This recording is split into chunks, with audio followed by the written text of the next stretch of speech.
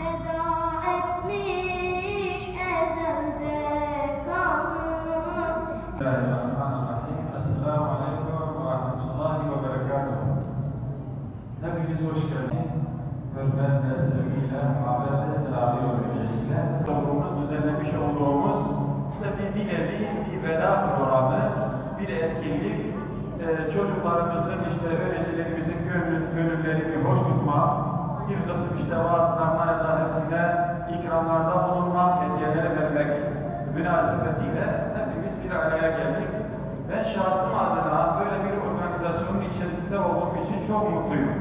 Hele böyle karşımızda böyle cıvıl cıvıl Kur'an taliplerini, duvabını, öğrencilerini karşımda görmek, adeta böyle cennetten bir parça içerisinde olduğumu bana hissettiriyor.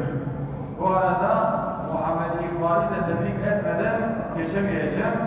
Maşallah Allah zihin açıklığı versin. Allah daha da güzel Kur'anlar okumasını Cenab-ı Allah ona müyesser etsin inşallah.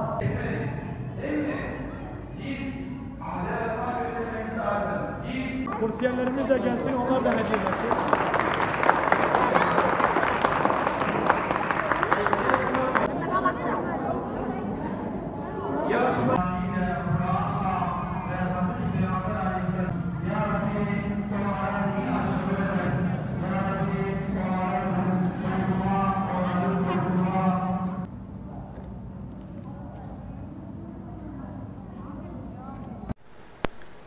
Ağustos 2022 itibariyle Kur'an kurslarımız sona ermişti.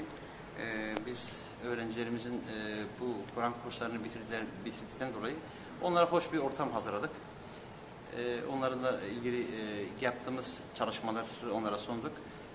Onları camimizden 5 tane camiden oluşan öğrenci kitlemizi çarşıdan takkelerle, güzel elbiselerle çarşıdan kortej eşliğinde camiye, çarşı camisine götürdük. Silopi çarşı camisine götürdük. Esnaflar o güzel manzarayı görünce çok sevindiler. Hatta çocukları tebrik ettiler bu durumdan dolayı. Onları camide bulundurduk. İkinci namazını cemaatle onlarla beraber kıldık. Akabinde daha önce bilgi yarışmasında yaptığımız camilerde bilgi yarışmasındaki derece gelen öğrencilere hediyelerini takdim ettik. Kur'an'a geçen öğrencilerimize de kitap ve benzeri hediyeleri onlara takdim ettik. Bunun dışında diğer 200 yakın öğrenci var tabii. Onlara da biz değişik hediyeler, ikramlarda bulunduk. Bu manzarayı gören veliler, oradaki cami cemaati çok mutlu oldular. Bu tür etkinliklerin devam etmesi için bize talepte bulundular. Rabbim nasip ederse inşallah Teala ileriki süreçlerde bunun devamını biz getirmeyi düşünüyoruz. Bugün bizim için burada etkinlik düzenlendi.